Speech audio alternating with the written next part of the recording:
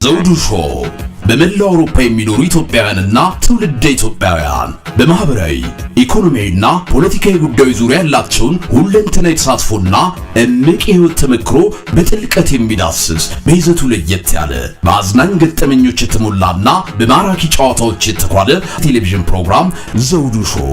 ቁም ላለው ቁም ነገር ሲሹም ለተዝናኖት በያሉበት ዘውዱ ሾው።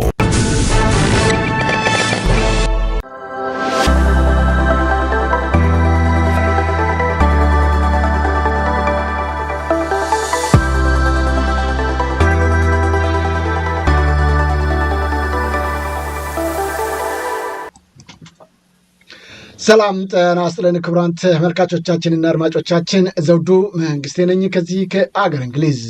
የዝግጅት ክፍላችን ከእናንተ ክቡራን ተመልካች አድማጮቻችን ጋር የምናቀርበውን ዝግጅት አሁን ጀምረናል። በዝግጅቶቻችን ላይ እናንተም ቆይታ እንደምታደርጉና እንደምትከታተሉ ተስፋ አደርጋለሁኝ። የዛሬ ዝግጅታችን በተለይም አሁን በውጭው ማህበረሰብ የሚገኙ ኢትዮጵያኖች ቁጣቸውን እያሰሙ ነው የሚገኙት። በተለይም የአማራው ማህበረሰብ ከዚህ በኋላ በቃን፣ ዝም ብለን መቀመጣችን እጅግ ከፍተኛ ጉዳት አድርሶብናል። ከዚህ በኋላ እኛ አማራም ኢትዮጵያኖችም ነን፣ አማራ አይደለንም ስንል እስከዛሬ በመቀመጣችን በወገኖቻችን ላይ የደረሰው ጉዳት እጅግ ከፍተኛ ነው ብለዋል። አሁን አማራው ተቆጥቷል። በመላው ዓለም የሚገኘው የአማራ ማህበረሰብ በተለይም አብይ አህመድ እያከናወነ የሚገኘውን ወንጀሎች በማጋለጥ በኩል ጠንካራ ስራ እየሰሩ ነው የሚገኙት። አሁን ንቅንቅ የለም፣ ሀገራችን ነፃ እስክትወጣ አብይ አህመድ ከስልጣን ከወንበሩ እስኪነሳና ለፍርድ እስኪቀርብ ብለዋል። ብዙዎቹ ቁጣቸውን ከማሰማት በዘለለ የዓለም አቀፉ ማህበረሰብ ጉዳዩን እንዲያውቅ የበኩላቸውን ጥረት እያደረጉ ነው የሚገኙት። አማራው አሁን ተቆጥቷል። በተለይም በዋሽንግተን ዲሲና አካባቢው ሜሪላንድ እና ቨርጂኒያ የሚገኙ የአማራ ማህበረሰብ በቅርቡ ከፍተኛ የሆነ የተቃውሞ ሰልፍ በመንግስት ላይ አንስተዋል፣ ሊያነሱም ተዘጋጅተዋል። ይህንን ጉዳይ በተለይም የዓለሙ ማህበረሰብ ሊያውቀው ይገባል፣ የአብይ አህመድ ገበና እናጋልጣለን ብለው ተነስተዋል። ይህም በተመለከተ በተለይም አስተባባሪዎቹን ዛሬ ከእናንተ ተመልካች አድማጮቻችን ጋር የምናደርጋቸው ውይይቶች አሉ። ከእነሱ ጋር የምናደርገው ውይይቶች እንድትከታተሉ ከወዲሁ በማክበር እጋብዛችኋለሁ። አብረን እንቆይ ከዘውዱ ሾው ሚዲያ ጋር። በእንግዶቼ በጣም አመሰግናለሁ። በተደጋጋሚ በዘውዱ ሾው ሚዲያም እየመጣችሁ ሀሳባችሁን ስትሰጡ ነበር። የኢትዮጵያ ጉዳይ ከፍተኛ ኃላፊነት መውሰድ ይገባናል በሚል ለምታደርጉት አስተዋጽኦ ከልብ አመሰግናለሁ። እስቲ በቅርቡ በዋሽንግተን ዲሲ ከፍተኛ የሆነ አብይ አህመድን የሚያጋልጥ ተግባር ልታከናውኑ እንዳሉ መረጃዎች እየወጡ ነው። የተለያዩ ማስታወቂያዎችንም እያስተዋወቃችሁ ነው የምትገኙት በተለያዩ የመገናኛ አውታሮች፣ በተለይም በአማራ ሚዲያዎች ላይ። እስቲ ከአቶ እስክንድር እንጀምር። በጣም ዝም ያለው የአማራ ማህበረሰብ አሁን ተቆጥቷል። ስራዎች እየተሰሩ ነው ያሉት። እስቲ ከዚህ ቀደሙን ዝምታና ለአሁን የመነሳሳት ዋነኛ ምክንያታችሁ ምንድን ነው? እስቲ ከዚህ እንጀምር አቶ እስክንድር። ኦኬ፣ አቶ ዘውዱ በጣም እናመሰግናለን በተደጋጋሚ እየሰጠህን ስላለኸው እድል፣ እንደዚሁም በዚህ ጉዳይ ላይ በፓሽን በኮሚትመንት በቁርጠኝነትም እያደረክ ያለውን ከልብ ላደንቅም ላመሰግንም እወዳለሁ። ያው የአያቴ ቅድመ አያቶችህን ታሪክ አንተም እየደገምክ በመሆኑ እንኳን ደስ አለህ ልል እወዳለሁ። ያቺን ሀገር ያቆሙ ዋጋ የከፈሉ ክፍል ነው ይሄ አማራው እና ከሌላው ጋር ሆነው ከፍተኛ አንበሳውን ድርሻ የከፈሉ አያት ቅድመ አያቶች እንዳሉን የምንሽኮረመምበት ነገር አይደለም። ይሄ ፀሐይ የሞቀው ጉዳይ ስለሆነ በየታሪክ መዛግብቱ የተጻፈ ነገር ስለሆነ እና እኛም ደግሞ የነሱ የልጅ ልጆች እየሆንን ዛሬ በአማራው ህዝብ ላይ ይሄው ለሀገር መቆም ለሀገር መስዋዕት መሆን ወንጀል የሆነበት ይሄ ህዝብ እንደ ህዝብ ተነጣጥሮ እየተደረገ ያለውን እናውቃለን። አሁን ደግሞ አብይ በተለይ ደግሞ ወደዚህ አገዛዝ መንበሩን ከጨበጠ ጊዜ በስፋትና በጥልቀት በዚህ መስክ እያደረገ ያለውን የራሱን ህዝብ በድሮን ከሰማይ እሳት እያዘነበ የሚፈጅ ህፃናትን የማይለይ ነፍሰ ጡሮችን ምጥ ውስጥ ያሉትን ሴቶች ሳይቀር ኢንዲስክሪሚኔትሊ ማሳ አይለይ፣ ሆስፒታል አይለይ፣ የግብርና ቦታ አይለይ፣ ትምህርት ቤት አይለይ እያወደመ ባለበት ጊዜ ላይ ነው እና ያለነው። በሌላ በኩል ደግሞ ወንድሞቻችን መከራ ሰቆቃ አንገፍግፏቸው በቃ ብለው የተነሱትና ጫካ የገቡት የፋኖ አርበኞች ጀግኖች እየከፈሉ ያለውን ሁኔታ ትግሉን ከመቼውም ሆኖ በማይ የአማራው ትግል እንደዚህ ያለ በተናበበ በውጭም በውስጥም በትጥቅ ትግል አንስቶ ያደረገበት ጊዜ ካለ ይሄ ነው እና ሲነሳም ደግሞ በቃኝ ሲልም ደግሞ ፕሮፌሰር አስራት እንዳሉት መቼና ማን ላይ እንደሚያነሳ ያውቀዋል። ለአማራው ማስተማር ምጥ ለእናቷ እንደማስተማር ነው ብለው የተናገሩትን እናስታውሳለን እና ያ ጊዜ ላይ ደርሰን እዚህ ላይ ስላለን እኛም ደግሞ በተለይ ከጥቂት ጊዜ በኋላ እየተወሰደብንና እየተዳከመ የመጣው እስክንድር ይቅርታ ወደ ግራ ትንሽ ብትሆንልኝ፣ ትንሽ እየተቆረጥክብኝ ነው። ወደ ግራ በቃ that's fine thank you። ኦኬ በጣም ይቅርታ እና እንግዲህ የደረስንበት ደርሰናል። ስለዚህ ይሄንን ዝም ብለን የምናይበት ጊዜ ላይ አይደለም ያለነው። እየተዳከመ የነበረውን የዳያስፖራ የተናበበና የተቀናጀ ትግል በመመለስ ላይ ነን ያለነው። ታስታውሳለህ ባለፈው ጊዜ የምክክር ኮሚሽን ተብሎ በነበረበት ጊዜ ለመጀመሪያ ጊዜ 5 ድርጅቶች በአንድ ላይ መተን በአንድ ድምፅ ተናግረን ነበረ። በዛም ጊዜ አንተ እድል ሰጥተህን ቀርበን 2 ጊዜ አስረድተናል። ዛሬ ደግሞ እንደውም 6ኛ ሌላ ድርጅት ጨምረን ያው እየጨመረ ነው። ከእንግዲህ በኋላ መቀነስ አይደለም መጨመር ብቻ ነው። ምክንያቱም ያለን እድል ይሄንን ፋሽስት ስርዓት ይሄንን በራሱ አገር ውስጥ በቁጥር በሚሊዮኖች የሚቆጠሩ ስደተኛ ባለበት ሁኔታ ላይ ነው ያለነውና ይሄንን ቆርጦ ከመታገልና በተናበበ በውስጥም በውጭም ያለውን ትግል አናቦና አቀናጅቶ ይሄንን ስርዓት አሽቀንጥሮ ከመጣል ውጪ ሌላ ምንም እድል የሚሰጠው ስላልሆነ ለዚህም ደግሞ የዲያስፖራው ትግል ትልቅ ሚናን እንደተጫወተ ሁሉ ከዚህ በፊት አሁንም ያ ተገቢ የሆነውን በተለይም ደግሞ ዋሽንግተን ዲሲ እና አካባቢው ከሀገር ውጪ ከፍተኛ ኢትዮጵያውያን ካሉ አማሮች ካሉ እዚህ ዋሽንግተን ዲሲ አካባቢ ነውና ያንን የመጫወት ይጫወት የነበረውን የአንበሳውን ድርሻ አሁንም እንዲጫወት በማሰብ በተቀናጀ በጥንቃቄ ካለፈው ስህተቶቻችን እየተማርን ትኩረታችን ግብ ላይ ግቡም ደግሞ የአማራውን ህልውና ማስጠበቅ ላይ ስለሆነ ያንን እየደረስን አሁን ያለንበት ደረጃ ላይ ደርሰናል። አቶ ዘውዱ እንግዲህ ዝርዝራቸውንና ሌላውን በሚቀጥሉት ነገሮች ልመለስበት እችላለሁና ከልብ ላመሰግን እወዳለሁ አቶ ዘውዱ። እንደዚሁም ሚዲያዎች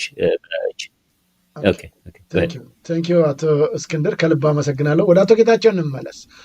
እንግዲህ ከዚህ ቀደምም በተለይም ህዋትንም በተመለከተ ከፍተኛ ተቃውሞ ስታደርጉ እንደነበረ ይታወቃል። ያው ኢህአዴግ የሚባለው አሁን አብይ ከመምጣቱ አስቀድሞ፣ አብይ ከመጣ በኋላ ግን ትንሽ የመቀዝቀዝ ነገሮች እየተስተዋሉ ነው። አሁን ግን አማራው እጅግ ከፍተኛ ቁጣውን አሰምቶ እየሰራ ያለበት ሁኔታ አለ። እስቲ አቶ ጌታቸው እንደው ከቀድሞ ጋር የነበረውን የተቃውሞ ሰልፍ በተለይም ህብረተሰቡ በጣም በቁጣ ህወሓት በነበረበት ጊዜ አንድ ሰው እንኳን ሲታሰር ለምን ታሰረ፣ ጋዜጠኛ ለምን በሰብአዊ መብት ላይ የሚሰራ ለምን እነ እስክንድር ያኔ ሲታሰሩ ለ1 ለ2 ለ3 ሰው ከፍተኛ የተቃውሞ ሰልፍ ሲወጣ እንደነበር የምናስታውሰው ነው። እናንተ ባላችሁበት አሜሪካ በተለይም በዋሽንግተን ዲሲ እና አካባቢዋ ይሁን እንጂ ዛሬ በሺዎች የሚቆጠሩ ሰዎች እየሞቱ ነው፣ እየታሰሩ አይደል፣ በሚሊዮን የሚቆጠሩ ከቤት ንብረታቸው እየተፈናቀሉ በየቀኑ በሰው ልጅ ላይ እንዲህ አይነት ግፍና መከራ እየበዛ በዝምታ ነው የታለፈው። እንደ ከዚህ ቀደሙ የሚደረግ የተቃውሞ ሰልፎችና የህዝብ ድምፅ ወይም አንደበት ለመሆን አዳግቶታል ማህበረሰቡ። እስቲ ምንድን ነው ችግሩ ብለህ በአንተ በኩል ትገልጻለህ? አሁንስ ወደ ቀድሞ ጠንካራ የሆነውን ለህዝብ ድምፅ ለመሆን ምን መደረግ ይገባዋል ብለህ ነው የምትገልጽልን? እስቲ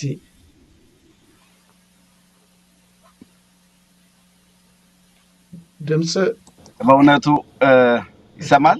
ይሰማል። አሁን መጥቷል። እንግዲህ አንተ አርበኛም ነህ፣ ጋዜጠኛም ነህ። በዚህ ትግል ላይ በግንባር ቀደምትነት ብዙ ነገሮችን እየሰራህ ነው። አሁንም ባለፈው ጊዜ ከነበረው የሰልፍ ሁኔታ ስታስተላልፍልን ነበር። ዛሬም ደግሞ ይኸው ተገኝተናል። በሁለተኛ ደረጃ በህዝባችን ላይ የሚደርሰውን ሰቆቃና በደል እንደገና ወጥተን ድምጻችን ማሰማት አለብን ብለን ተነስተናል። ለዚህም ዋናው ተባባሪያችን በመሆንህ በጣም እናመሰግናለን። እንዳልከው ነው። በዚህ አሁን ባለው ሁኔታ ምናልባት ብዙዎቻችን በፊትም ወያኔን እንቃወም ነበር። ያኔ የነበረው የህዝብ ብዛትና ድምጽ ቀላል አልነበረም። ነገር ግን አሁን ትክ ብለን ካሰብን ያኔ የነበረችው ኢትዮጵያ ትሻል ነበር ከዛሬው። በጣም የሚገርመው ነገር በወያኔ ዘመን ስንቃወም የነበረው እንፈልግ የነበረው ስልጣን ተረክበን እችን ሀገር እንዴት አድርገን እናስተዳድር የሚል የስልጣን ጥያቄ ነበር። በዛሬው ሰዓት ላይ ግን የህልውና ጥያቄ ነው። የእያንዳንዱ ሰው በሰላም መኖር፣ የሀገር እንደ ሀገር የመቀጠል ጥያቄ ነው። በጣም የከበደ ሰዓት ላይ ነው ያለነው።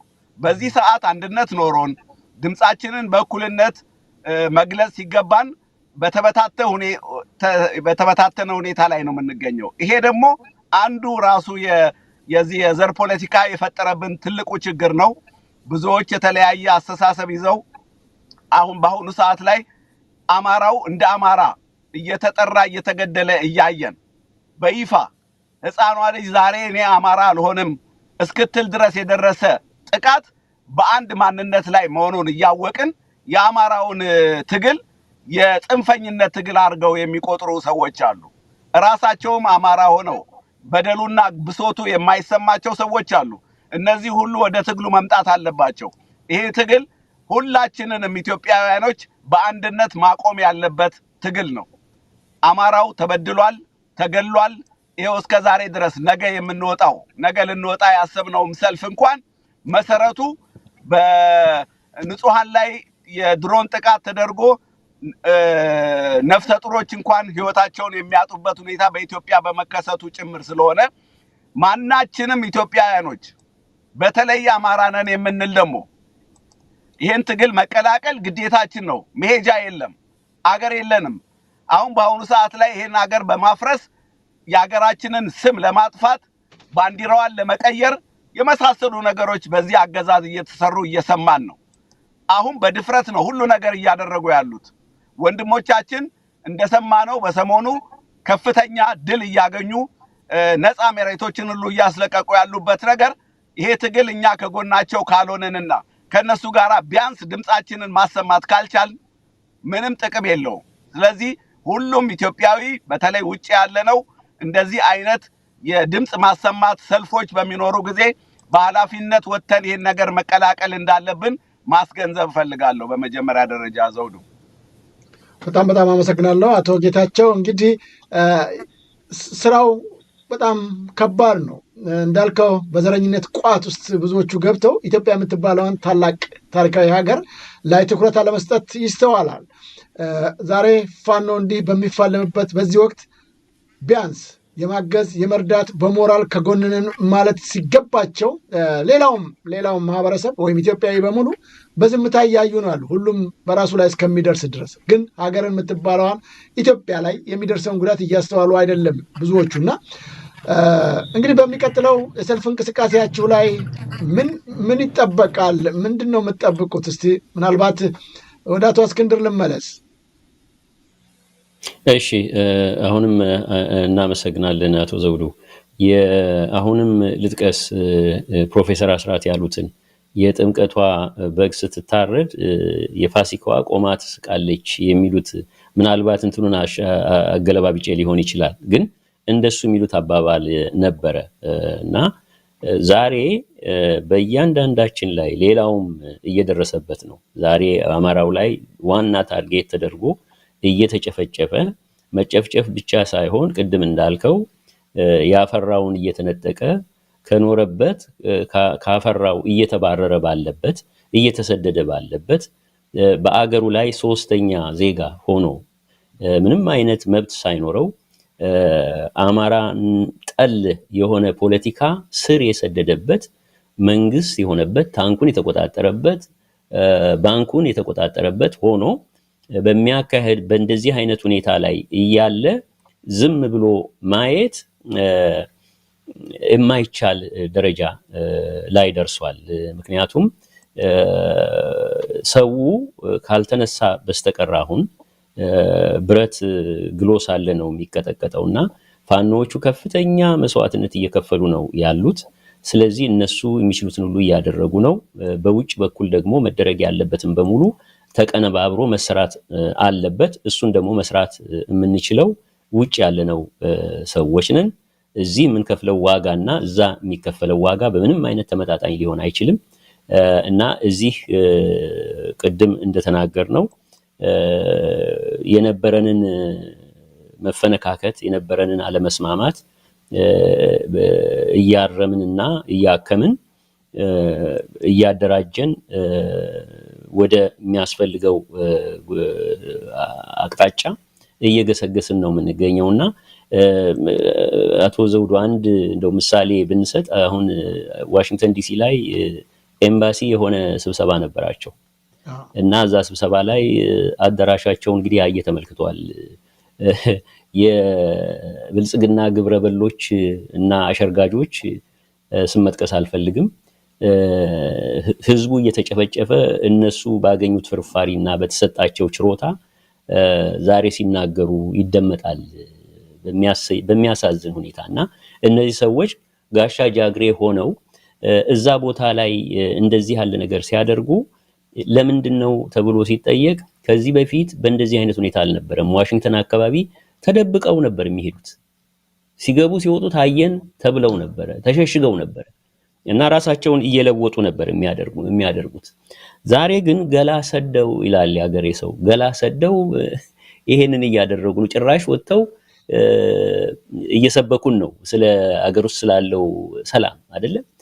እና እነዚህን ነገሮች መለወጥ የምንችለው እኛ ስንደራጅ ነው፣ ወደ ነበረን ቦታ ስንመለስ ነው። እንደገና ለውጤት የምንበቃውም ተናበን ስንሰራ ነው። እና ዛሬ በየትኛውም ዓለም ያለው የአማራ ተወላጅ ሆነ ኢትዮጵያውያን በሙሉ እያንዳንዱ ህብረተሰብ እያንዳንዱ ማህበረሰብ እየደረሰበት ነው ያለው እና እነዚህ ሰዎች አገር በማዋለድ ሂደት ላይ እንዳሉ የታወቀ ነገር ነው። አገር በማዋለድ ሂደት ላይ ናቸው። አይናችን ላይ ሁሉን ነገር አሁን ባለፈው ተከበረ የተባለውን በዓል እንኳን ስትመለከተው በአዲስ አበባ ላይ በዚች 3 4 5 ዓመት ውስጥ እንኳን ምን ደረጃ ድረስ እንዳሳደጉት ማየት ትችላለህ። ጥምቀትን የመሳሰለ ወይም ነባር የሆኑትን ነገሮች እየከለከሉ ባንዲራ መያዝ የለበትም እያሉ ቀሚሳቸው ላይ ከነጠላቸው ላይ እየተነጠቁ በዚህኛው በኩል ግን እንዴት አድርገው ጨዋታውን እየተጫወቱት እንደሆነ እያየን ነው።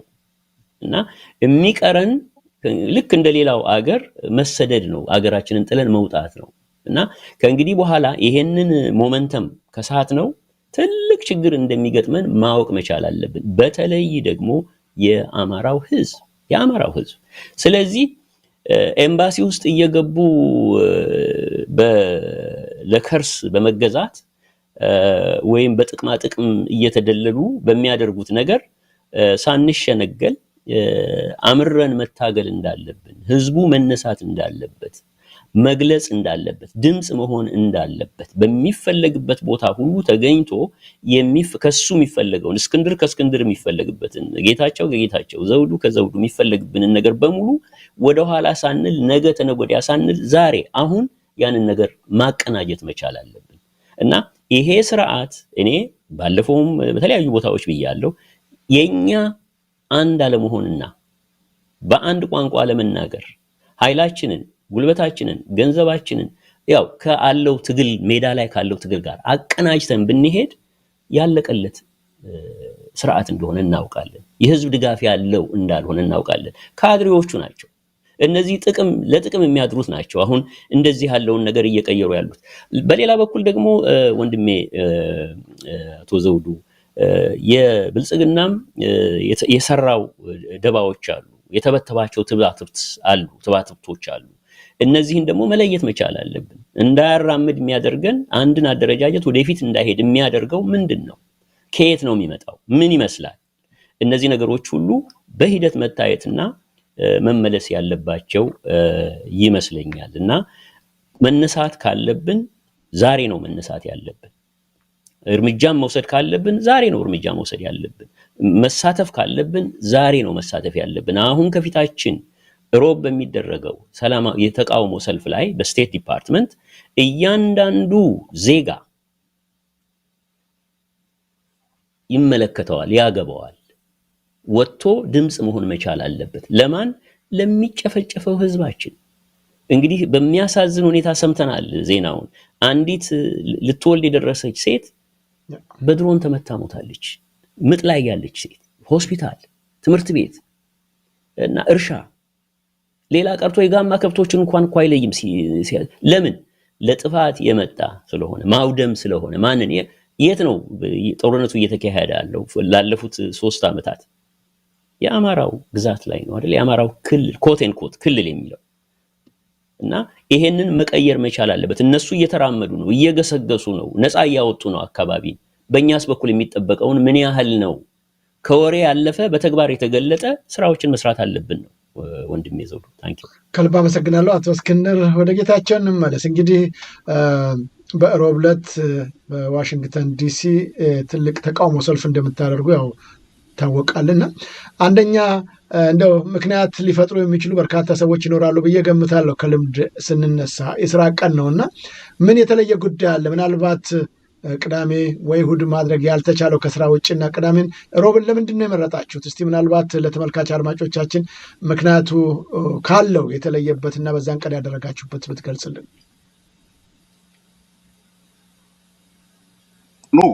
በተለይ ስቴት ዲፓርትመንቱ በሙሉ ሰራተኞች ይኖራሉ። እዛ ደግሞ የምናስገባቸው ደብዳቤዎች አሉ። ያንን በሚመለከት ሰልፉን በሚመለከት ልናስተላልፍ የፈለግነውን መረጃ እንዲቀበሉን ስለሚያስፈልግ ግዴታ በስራ ቀን መሆን እንዳለበት ነው።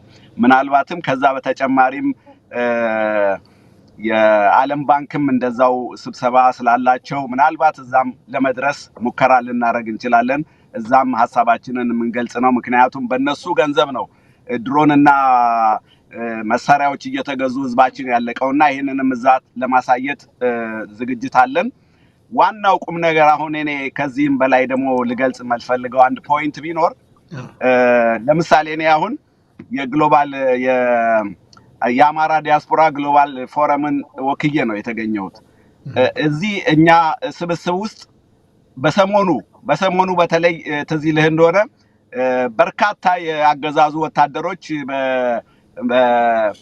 በምርኮኝነት ተይዘው በፋኖች እጅ ነበሩ። እነዚህን ማብላት ማጠጣት ራሱ በጣም ከፍተኛ ችግር እንደሚፈጥር ታውቆ በመሬ ወዳጁ አማካኝነት የዓለም ኢንተርናሽናል ሬድ ክሮስ መጥቶ እንዲረከበን ብለው ጥሪ አቅርበው ነበር። ይሄንን ጉዳይ የኛ ፎረም ከሌሎች አጋር ድርጅቶች ጋር በመሆን መረጃዎችን ሁሉ በመሰብሰብ ኢንተርናሽናል ሬድ ክሮስ ድረስ መረጃዎችን ሰጥቶ የሬድ ክሮስ ሶሳይቲው ከውጭም አገር ውስጥም ኢትዮጵያ ውስጥ ካሉትም ጋራ ጨምሮ በአሁኑ ሰዓት ላይ ደርሰውላቸው ተመዝግበው መወሰድ ያለባቸውን ሊወስዱ ሕክምናም የሚፈልጉትን ሕክምና እየሰጡ ነው የሚገኙትና ይሄ ሁሉ ነገር የመጣው አንዳችን ከአንዳችን ጋራ በመተባበር መስራት የሚገባንን ነገር በወቅቱ በመሰራቱ ነውና እንደዚህ አይነት እንቅስቃሴዎች ለዚህ ለምንፈልገው ትግልና ለውጥ ትልቅ አስተዋጽኦ ስላላቸው ሁሉም በያለበት የራሱን የሆነ አስተዋጽኦ ማድረግ አለበት የሚል መግለጫ መስጠት ፈልጋለሁ። በዚህ ነገር ላይ ምናልባትም ሰሞኑን ሌላም መግለጫ ሊሰጥ ይችላል። እንደዚህ አይነት ትብብር ያስፈልጋል። አሁን ሚዲያዎች በተቻለ መጠን እየተባበሩ ነው። እኛንም ተባብረውን ከኛ ጋር አንዱ አዘጋጆች እነሱ ናቸው። ሌሎችም እንደዛው መጨመር አለባቸው። ልዩነት የሚያመጣው ነገር የለም። መከራችንን ከማብዛት ውጪ የሚያመጣው ነገር ስለሌለ በአንድነት ሆነን እንደዚህ አይነት ጥሪ በሚመጣበት ጊዜ ተገኝተን ድምጻችንን ማሰማት አስተዋጽኦ ማድረግ የሚገባንን ነገር ጥሪ ሲኖር በአስቸኳይ መገኘት እንደሚያስፈልግ መላው ኢትዮጵያውያኖች በተለይ ዲያስፖራ ያላችሁ ወጣት ህዝቦች በሙሉ እንድትረዱልን ፈልጋለን። ታንክ ዩ ዘውዱ። ከልብ አመሰግናለሁ ወንድማችን ጌታቸው። እርግጥ ነው ይህንን በተመለከተ በጣም በርካታ ጉዳይ የሚመለከታቸው የዓለም አቀፍ ቀይ መስቀል ማህበር ተገኝተው በሚገርምና በሚደንቅ ሁኔታ ሰሞኑን ዛሬን ጨምሮ ተረክበዋቸው ከኢትዮጵያን ሐኪሞች ከፋኖ ዶክተሮች ጋር በመነጋገር እየሰጡ ያለው እርዳታና እገዛ እጅግ የሚያስደንቅ ነው። ፋኖቹ በዓለም አቀፍ ወታደራዊ ህግ መሰረት አንድ ምርኮኛ ምን መደረግ እንዳለበት ጭምር እና ያ ምርኮኛ የሚደረግለት እንክብካቤ በተመለከተ ከሚጠበቀው በላይ ፋኖ ያደረገው ስራ የሚያስደንቅ እንደሆነ ምስክርነታቸውንም እየገለጹ ነው ያለው። ይህም በተመለከተም እንግዲህ ዘውዱ ሾው ሚዲያ ከስፍራው ያገኘናቸው በጣም በርካታ መረጃዎች አሉ። እሱን ይዘን እንቀርባለን እና እንዳልከው አቶ ጌታቸው በተቻለ መጠን መረጃዎቹን ለሚመለከታቸው ዓለም አቀፍ ተቋማቶች ማሳወቅ ጠቀሜታው ይሄ ነው። በተደጋጋሚ ጊዜያቶች ጥሪ አቅርበው እስካሁን አልደረሱላቸውም ነበር። ግን እንደዚህ ከውጭ የሚገኘው ኃይል ደግሞ በጋራ ሆኖ ሲያግዛቸው የመጣውን ውጤት እያየን ነውና ጉዳዩን ስላነሳው ወይም አንተም የምትንቀሳቀስበት ማህበር ይህን ስራ በመስራቱ በእውነት ከልብ እናመሰግናለን። ወደ አቶ እስክንድር እንመለስ። እንግዲህ ወደ 6 ማህበራቶች ይህን ስራ እየሰራቸው እንዳለ ገልጸልናል። ምናልባት በጣም በርካታ የአማራ ማህበራቶች እንዳሉ ይታወቃል። ባለፈው 5 ነበራችሁ፣ አሁን 1 ተጨምሯል። እና እስቲ ስማቸው እነማን ናቸው ቢገለጽ፣ በማስከተልም ሌሎችም ወደዚሁ ጠንካራ ኃይል እንዲኖራችሁ ማድረግ ይቻል ዘንድ ምን መልእክት አለ ለሌሎችም የአማራ ማህበራቶች በጋራ ከእናንተ ጋር እንዲሰሩ? ኦኬ፣ እውነት ነው። እንግዲህ ባለፈው 5 ነበርን። 5ቶቹን ከነ 6ኛው ጋር ጨምሬ ላንብባቸው። የአማራ ዳያስፖራ ግሎባል ፎረም ቅድም ወንድሜ ጌታቸው የጠቀሰው ነው። ከዛ ቀጥሎ ዓለም አቀፍ አማራ ህብረት የሚባል አለ። 3ኛው የዋሽንግተንና አካባቢው አማራ ማህበር ይባላል። 4ኛው የዲሲ ግብረ ኃይል ነው። 5ኛው የዋሽንግተን ዲሲ እና አካባቢው የአማራ ትዕይንተ ህዝብ አስተባባሪ ያለሁበት ነው። 6ኛው ደግሞ የዲሲ የጋራ ግብረ ኃይል ይባላል። 6ኛው አሁን አዲስ የተጨመረው የዲሲ የጋራ ግብረ ኃይል ነው። እንግዲህ በተለያዩ ጊዜያት በአንድም ሆነ በሌላ አብረን እንሰራ የነበርን፣ ነገር ግን በተለያዩ ትልልቅ ነገር ኖሮ አይደለም የሚለያየው በሚገርም ሁኔታ እና ዛሬ ግን ያ ያለው የጊዜው ጥያቄ ጊዜው የትግሉ ደረጃ የደረሰበት የሚጠይቀው ስለሆነ፣ ህዝባችን የሚጠይቀው ስለሆነ፣ ፋኖዎች የሚጠይቁት ስለሆነ፣ እኛም የምንጠይቀው ስለሆነ፣ በአጠቃላይ ጊዜውም የሚጠይቀው ስለሆነ በተለያየ ቦታ ይሄን ነገር ብለነዋልና ለዛ መልስ መስጠት ግድ ነው እና መንገዱም ይሄው ነው። የተባበረ ነው የሚያሸንፈው እና አገራችንን ለማጥፋት ዘውዱ የሚደረገው ዘርፈ ብዙ የጥፋት መስክ ነው አይደል? ያላቸው ስትራቴጂ ነው ያላቸው። እኛም ደግሞ አገራችንን ለማዳን ህዝባችንን ለማዳን ዘርፈ ብዙ እንቅስቃሴ ነው መደረግ ያለበት። አንዱና አንዱ ብቻ ነው ሰላማዊ ሰልፍ። በጣም ብዙ ነገሮች መሰራት አለባቸው። አሁን ቅድም ያላችሁት ነገር፣ ሌሎችም ብዙ ነገሮች አሉ መሰራት ያለባቸው። አገር ቤት እየተሰራ ዋናው ትልቁ ስራ እየተሰራ ነው ያለው። ነፃ አካባቢዎች እየወጡት መስዋዕትነት እየተከፈለ ነው ያለው። የዓለም ታላላቅ ሪኮግኒሽን እያገኘ ነው። ተገዳዳ ሆነናል። ዛሬ እንደ ድሮ አይደለንም። እንደ መጫወቻ አይነት ነገር ነበር ያደረጉን፣ ማላገጫ ነገር ነበር የሆን ነው። ዛሬ ግን በእነዚህ አርበኞቻችን ጀግንነት ከአያት ከቅድመ አያት በመጣ ቅድም እንዳል ከቅድመ አያቶቻችን ጀግንነት በዛ የተማሩት ህያው እንደገና ያን ታሪክ ደግመውታል። ስለዚህ ያ የነሱ ድርሻ ነው። ግን እኛስ ውጭ ያለ ነው እና ላይ 6ኛው ድርጅት ከተናገርን ሌላው በጣም ደግሞ የሚያስገርመው የአማራ ሚዲያ ካውንስል የሚባሉ 12 ባንድ ላይ ተጣምረው የሚሰሩ አሉ።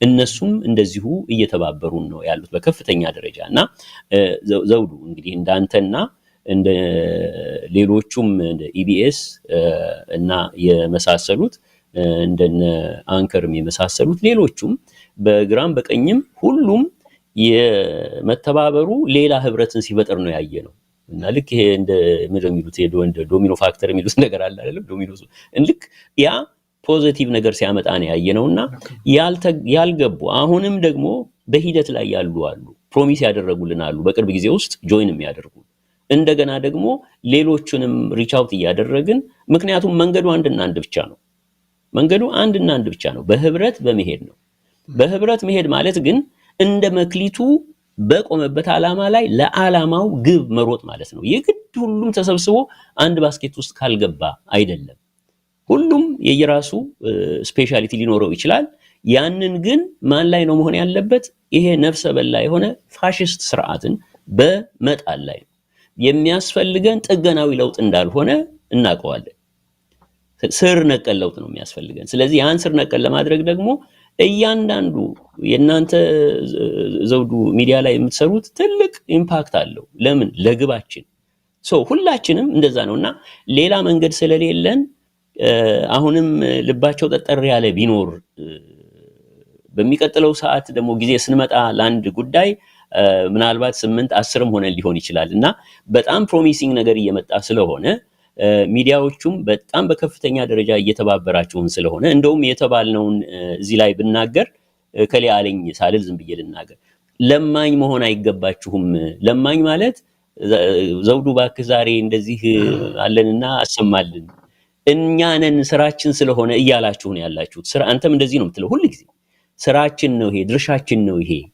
እና እናንተ ስራችሁን ሰራላችሁ እኛም ስራችን እየተናበበ እኮ ማለት ሌላ ነገር አይደለም ትልቁ ሚና ትጥቅ ከፈታው ወሬ ፈታው እኮ ይባላል አይደል እና ወሬ ማለት አይደለም ፕሮፓጋንዳው መሰራት መቻል አለበት አዌርነሱ መጋለጥ አለበት ይሄ ፋሺስት ስርዓት እሱን በደንብ እየተሰራ ነው ያለውና ሌላው ቅንጅትና ትንሽ ጊዜ ማቹር እስኪያደርግ ነው እንጂ it's a matter of time ይሄ ደግሞ ወደ ኋላ ላንመለስ ጌች አይደለም እንዴ ወደ ኋላ መመለስ የለም እኮ ካሁን በኋላ ወደፊት ነው ታንክ ዩ ከልብ አመሰግናለሁ ወንድማችን እስክንድር ወደ ጌታቸው እንግዲህ እስቲ ያው ጉዳዮቻችንን እያጠቃለልን ነው ማስታወቂያው ምናልባት ለተመልካች አድማጮቻችንም ግልጽ ማድረግ ያስፈልጋል አንዳንዶቹ አድራሻውን አናቅም ብዙ ጊዜ እንደዚህ አይነት ነገር እናነሳለንና ጌታቸው እስቲ ይሄንን በትክክል ብታስረዳልኝ ልክ ነኝ ምናልባት ይሄ ነው የደረሰኝ ማስታወቂያና ልክ ነው አዎ ልክ ነው ግን እስክንድር መጀመሪያ ቅድም ከጠቀስካቸው ሚዲያዎች የተባበሩንን ሚዲያዎች እንደው በስም እየጠቀስክ ብትዘረዝራቸውና ምስጋናችንን ብናቀርብ ግረ መንገዱን በጣም ደስ ይለኛል እስክንድር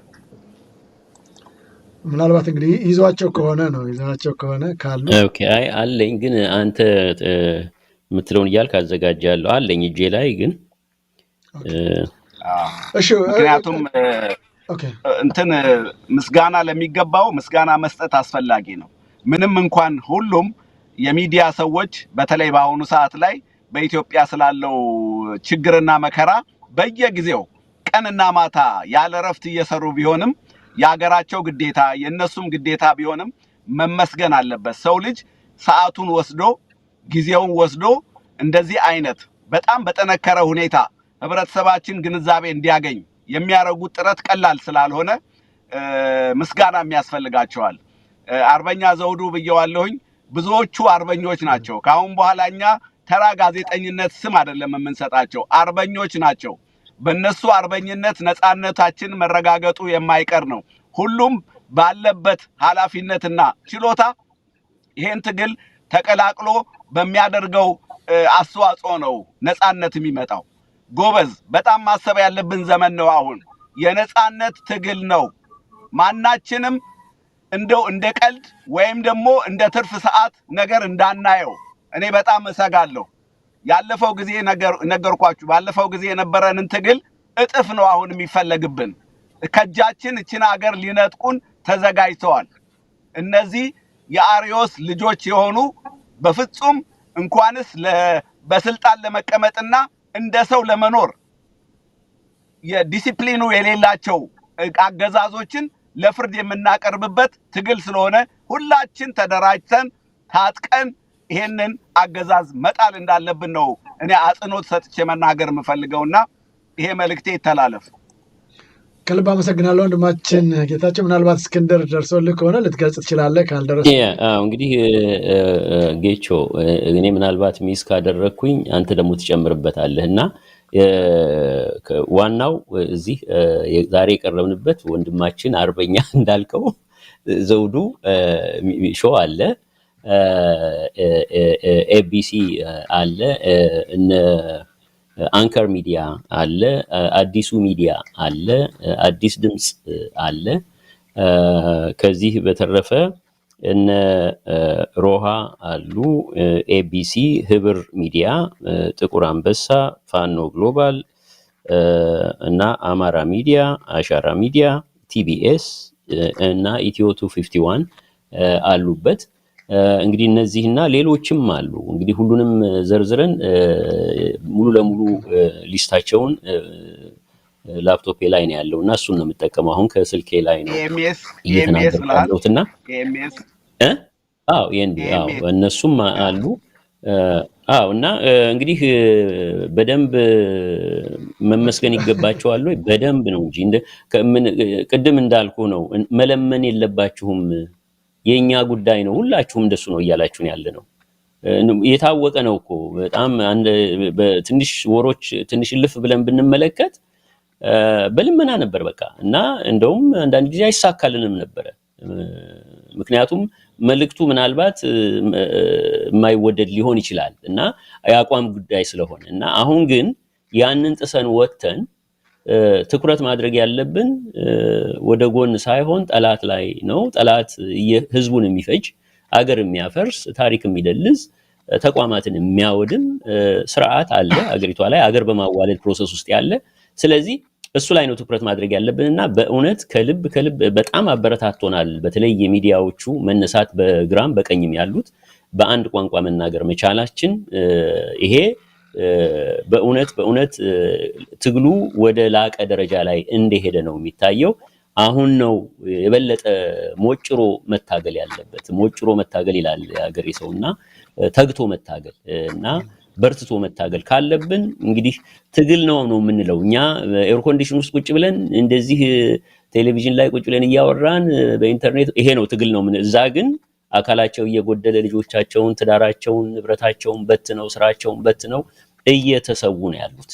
ስለዚህ ያ ህዝብ እየተጨፈጨፈ ነው ያለው ከሰማይ በሚወርድ የእሳት ዝናብ።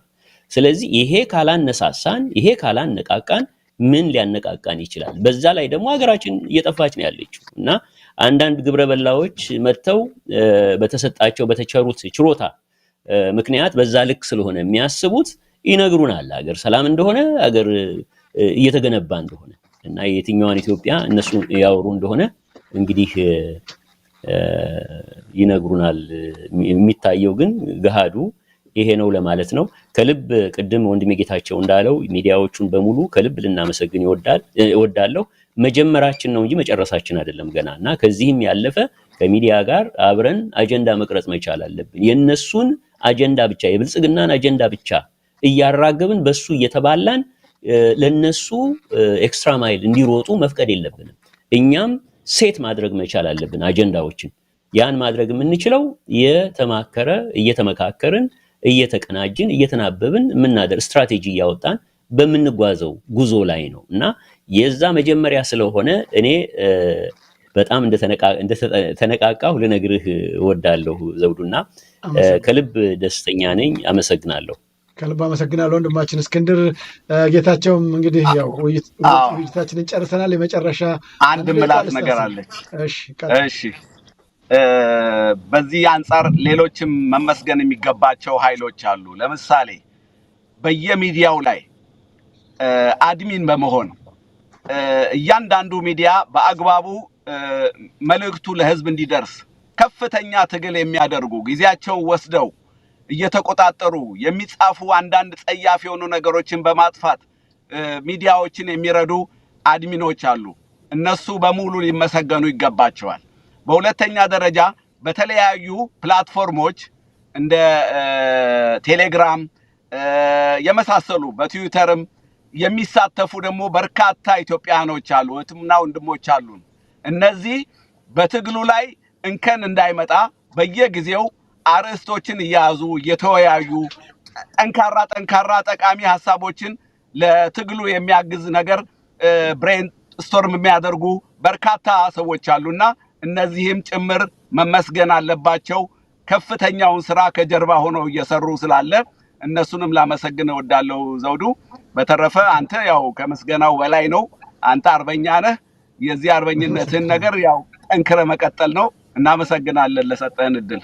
ከልብ አመሰግናለሁ ሁለታችሁንም እንግዶችን። እንግዲህ እንዳልከው በተለይም እነዚህ አድሚኖች ረጅም በተለይም በዘውዱ ሾው ሚዲያ በሌሎችም ሚዲያዎች ላይ እየቀረቡ የሚያግዙት ነገር በእውነቱ እጅግ ትልቅ ኃላፊነት ያለው ተግባር ነው። ከኛ ባልተናነሰ የሚሰሯቸው ስራዎች በጣም በርካታ ነው። እኔም በዚህ አጋጣሚ አመሰግናለሁ። ዋርድያዎች ነው የምንላቸው በአፋር ቋንቋ ጠባቂዎች፣ ተከላካዮች ማለት ናቸው እና ወይም ክብር ዘበኛ በጃንሆይ ጊዜ እንዳለው እንደዛ ናቸው። በጣም አመሰግናለሁ። እንግዲህ በጊዜያችሁን ሁሉ በጣም አመሰግናለሁ ስለ ጊዜያችሁ። እንግዲህ ተመልካች አድማጮቻችን እንዳያችኋቸው በድንገት ነው። በተለይም ጌታቸውንም መግባት አለብህ ይዤው መኪና ላይ ነው እያነጋ ከስራ ቦታ መንገድ ላይ አስቆሜው ምንድነው እንዳትሉ ካለን ሰዓት አኳያ አስቆሜ መንገድ ላይ እያነጋገርኩት ያለው በዛ እንድትረዱልን በዚሁ አጋጣሚ ገልጻለሁ። እንግዲህ ያው ይሄኛው አድራሻቸው ነው። ምናልባት አንዳንዶቹ አላወቅንም ነበር ምንድነው የሚል ነገር እንዳታነሱ ይኸው በተደጋጋሚ ለማስቀመጥ ሞክረናል። በተደጋጋሚም በዘውዱ ሾው ሚዲያም ላይ እንደዚሁ ማስታወቂያውንም በድምጽ ጭምር የቀረበውን አቅርበንላችኋል እንደምታስታውሱት። እንግዲህ ያው ሮብ ዕለት እንደተባለው በቀጥታ በቦታው ተገኝታችሁ ሁላችሁም ዝግጅቱን ወይም በዓሉን ይቅርታ ሰልፉ ላይ እንድትገኙ እላለሁ። በድጋሜ ወንድማችን እስክንድር ጌታቸውንም ከልብ አመሰግናለሁ። እግዚአብሔር ይስጥልኝ። እኛም እናመሰግናለን። እግዚአብሔር ያክብርልን። እንግዲህ ክቡራን ተመልካች አድማጮቻችን ከእንግዶቻችን አቶ ጌታቸውና እንደዚሁም አቶ እስክንድር ጋር ያደረግነው አጠር ያለ ዝግጅት ይህን ይመስል ነበር።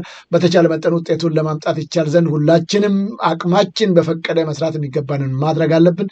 እንዳልኩት ሮብ ዕለት የተደረገበትን ምክንያት በግልጽ አስቀምጠውታል። ምክንያቱም አንደኛ ወርልድ ባንክ ስብሰባ ስላላቸው፣ ሁለተኛ ለዋይት ሀውስም የሚገቡ ደብዳቤዎች ስላሉ ሰዎች በሌሉበት ቢሮ በሌለበት ሰልፉን ማድረገው ተገቢ ባለሞ ቀኑ የተመረጠው ከዛ አኳያ እንደሆነ ተገልጿል። ስለዚህ በምትችሉት መጠን ለሮብ ዕለት ሆሊዴይ ወስዳችሁም ቢሆን ካላችሁ የስራ ጊዜም የአንድ ቀን ረፍት ወስዳችሁ በዚህ ወሳኝ ጉዳይ ላይ እንድትገኙ አደራ እያልን እንግዲህ የዛሬን ዝግጅት በዚህ ቋጨን። በነገው ዕለት በሌሎች ጉዳዮች እስከምንገናኝ ሰላም ጤና ይስጥልኝ ያልኩ የምሰናበታችሁ ከእንግዶቻችን አቶ እስክንድርና እንደዚሁም አቶ ጌታቸው ጋር ይህንን ዝግጅት በማቅረብ አብሬያቸው የነበርኩት እኔ ዘውዱ መንግስት የነበርኩ። ሰላም ጤና ይስጥልኝ።